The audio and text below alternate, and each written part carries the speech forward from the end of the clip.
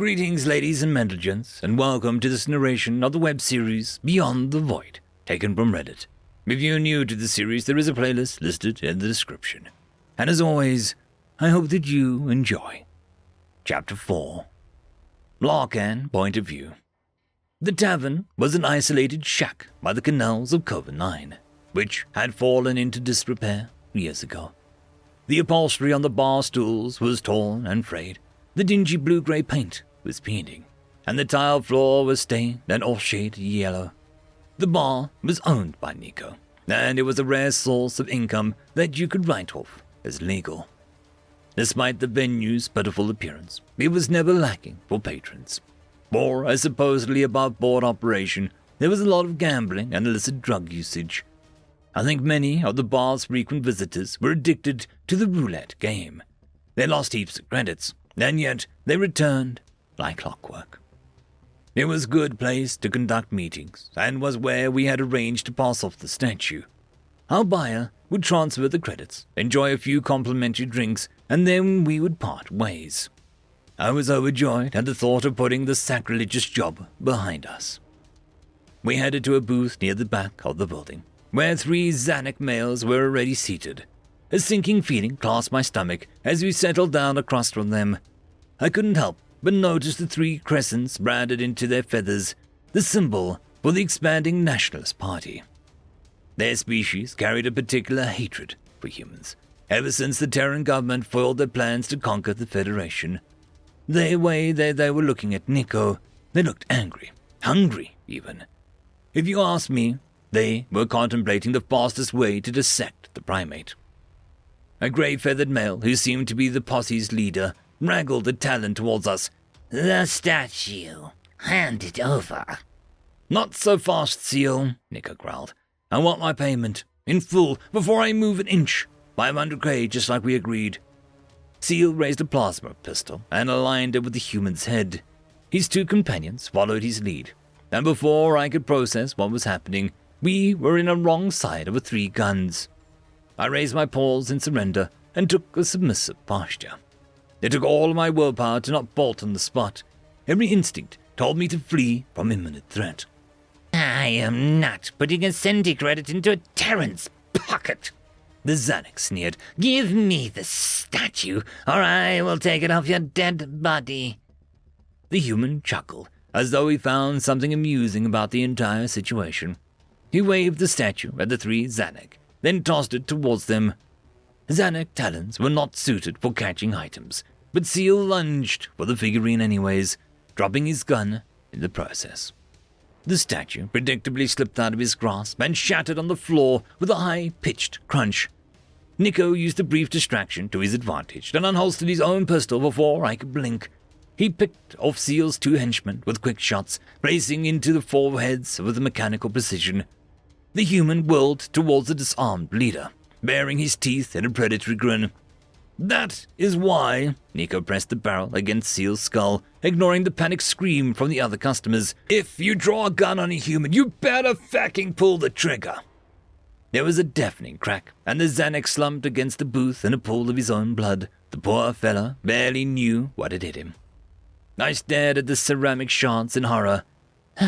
That was a sacred relic. 3 people were just shot in front of you, and your friend is more worried about the statue. I like this one," a smooth voice said from the nearest table.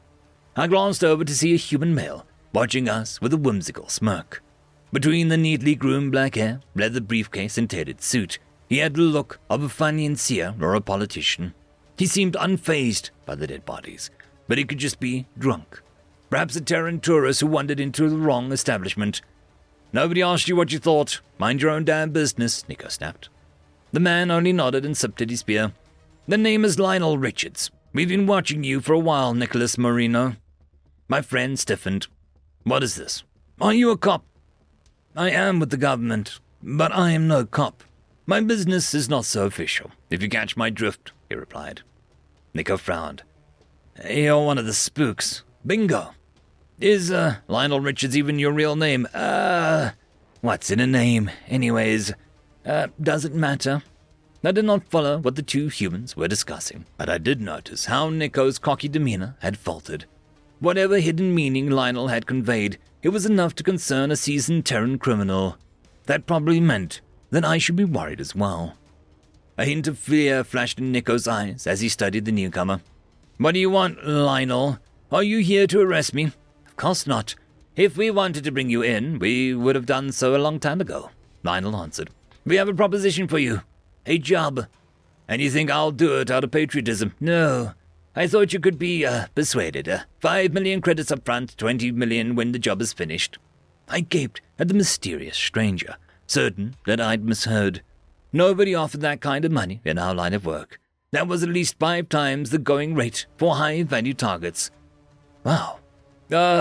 Consider me persuaded? I'm all ears," Nico said. Lionel nodded. "Right. So the target is a clandestine Jatari military base. It is a mere 400 parsecs from this colony, and of course, we'll mark it on your star chart." "And what is it that you want stolen?" "That's the thing. We don't know. We only were made aware of this facility's existence 5 days ago. Our sensors picked up massive energy surges in the region, and upon closer inspection, we noticed a large amount of Jatari ships buzzing about. I'll guess they're running some sort of weapons testing." "Lionel, I hope you have a more specific target than that. If the game plan is rolling up to a test site and making off with a bomb, nah, the brass just wants answers. The Jatari have regular transports once a day to a secondary outpost. We'll give you the time and the place. You can figure out the rest. Whatever they're carrying on board, you bring it to us." "Sounds like a simple hacking job. Why wouldn't you just do it yourself?" "Isn't that obvious? If we get caught, it's an act of war. If you get caught, it's piracy." "I see. So then, you'll take the job gladly. Send everything over and we'll get started at once." "Very well. You'll have your payment tonight." Lionel Richards downed the last of his beer, then slammed his glass on the table. "But just to be clear, if you feck with us, it'll be the last thing you ever do." "Have a good night, gents." I watched in a dazed stupor as our benefactor collected his belongings and stood up from his station. 25 million credits was a fortune. This was the sort of job that could kickstart an early retirement and fund a lavish lifestyle. In other words, this was a break that we needed to disappear for good. But while Nico had been quick to dismiss our task as a simple hijacking, I knew that it was much more complex. A military transport was unlikely to surrender without a fight, and to further complicate matters, the nature of the cargo was unknown. For all we knew, a direct assault could ignite whatever ammunition that they were carrying. And while we never questioned our contractors' motives, I couldn't help but wonder what the Terrans hoped to find. After years of consorting with their kind, I knew better than most how quickly they could snap. If human suspicions morphed into something more concrete, our little adventure could be the prelude to galactic war. End of chapter. The algorithm reckons you should be watching this video next, and I recommend that you should be always watching my video. So, click with energy! And yes, clicking that does help the channel. Thank you very much. I just quickly want to thank the Tier 5 patrons and channel members: Alithia Barkey, Cam Maxwell, Casper Arnholtz, Albarden Guster, Arcadian, Lord Azrakal, and Joachim Backer.